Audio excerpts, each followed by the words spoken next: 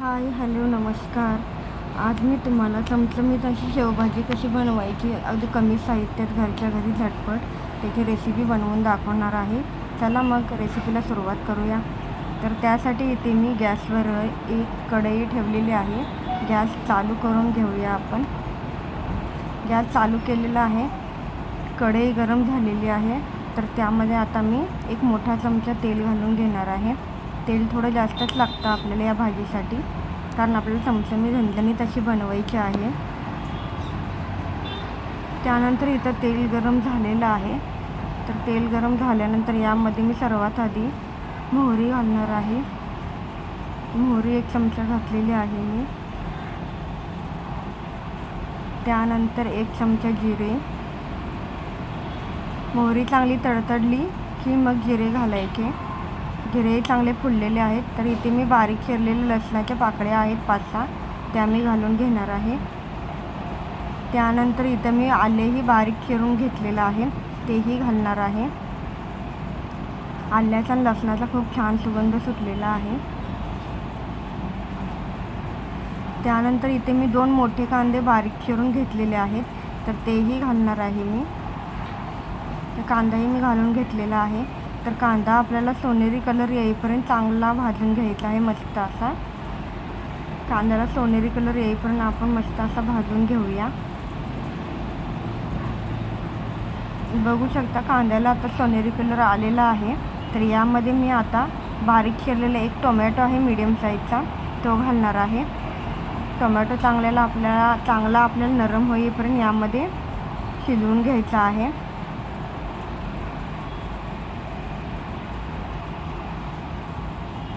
चांगलं मिक्स करून घ्यायचं हे, आणि टोमॅटो आपला चांगला शिजेपर्यंत आपण हे गॅसवर ठेवूया. आता बघूया आपण. बघू शकता टोमॅटो हे आपलं चांगलं विरघळलेलं आहे, शिजलेलं आहे, नरम झालेलं आहे. एकदा मिक्स करून घेऊया. तर यामध्ये आता मी एक छोटी वाटी बेसन घालणार आहे. बेसनने काय होतं तर भाजीला बाइंडिंग चांगलं येतं आणि भाजी घट्टसर अशी होते.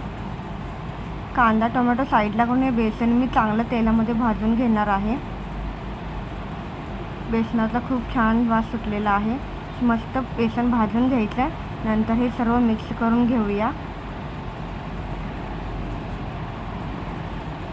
बेसन आवर्जून घाला. बेसनाने भाजीला खूप छान बाइंडिंग येतं. 1 चमचा हळद घालते मी. त्यानंतर इथे मी कांदा लसूण मसाला घातलेला आहे. कांदा लसूण मसाला तुमच्या आवडीप्रमाणे तिखट कमी जास्त तुम्ही घालू शकता. इथे मी 1 चमचा घातलेला आहे. त्यानंतर झाकण ठेवून 2 मिनटं हे वाफवून घेऊया आपण. बघूया झाकण काढून. तर बघू शकता तुम्ही मस्त असं हे चांगलं भाजलेलं आहे. तर यामध्ये मी पावडर मसाले घातलेले आहेत. तर त्यामध्ये मी 1 चमचा लाल तिखट पावडर, गरम मसाला, धने पावडर आणि मीठ घातलेलं आहे. आता इथे मी पाणी गरम करायला ठेवलं होतं. तर या भाजीसाठी आपल्याला गरमच पाणी वापरायचं आहे. गरम पाणीने काय होतं तर तर्री पण चांगली येते, कट चांगला येतो, भाजीही चवीला लागते खूप. तर इथे मी थोडं अजून पाणी घालून हा मसाला आपण शिजवून घेणार आहे 2 मिनटं. 1-2 मिनटं झाकण ठेवून आपण याची एक वाफ काढून घेऊया. आपले मसाले पण चांगले शिजतील. हे चांगले मिक्स करून झालेलं आहे. तर झाकण ठेवून आता आपण हे 2 मिनटं आणखी वाफवून घेऊया. 2 मिनटं झालेले आहेत. बघू शकता किती छान कलर आलेला आहे, सुंदर जबरदस्त दिसत आहे. तर हे मिक्स करून घेऊया आपण. यामध्ये राहिलेलं ते गरम पाणी मिक्स करून घेऊया. राहिलेलं ते गरम पाणी सर्व मी घालणार आहे. तुम्हाला किती लोकांसाठी भाजी बनवायची आहे त्या हिशोबाने तुम्ही पाणी घालू शकता. तर इथे मी 1 तांब्या पाण्याचा यूज केलेला आहे. आता याला चांगली एक उकळी काढून घ्यायची आहे आपल्याला. 1-2 मिनटं उकळी काढून घेऊया. बघू शकता मस्त अशी उकळी आलेली आहे.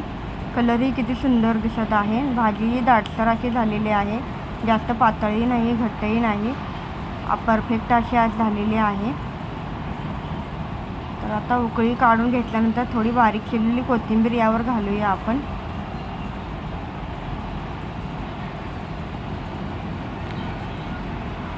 ही भाजी आपली उकळलेली आहे.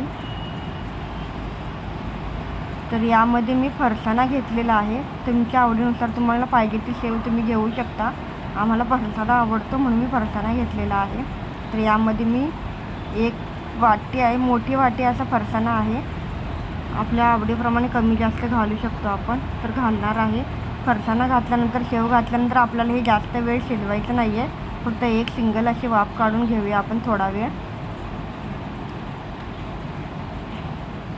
थोडी कोथिंबीर घालते मी आणि 1-2 मिनटं फक्त झाकून ठेवून आपण एक वाफ काढून घ्यायची आहे. वाव, बघू शकता तुम्ही किती सुंदर अशी भाजी तयार झालेली आहे. आपली झटपट आणि कमी साहित्यात होणारी पण चवीला खूप छान लागते. एकदा करून नक्की बघा. तर आपली शेवभाजी खाण्यासाठी रेडी आहे. तर कशी झाली कमेंट करून मला नक्की सांगा. चला तर मग नवीन एका रेसिपीसोबत पुन्हा भेटूया. तोपर्यंत बाय बाय.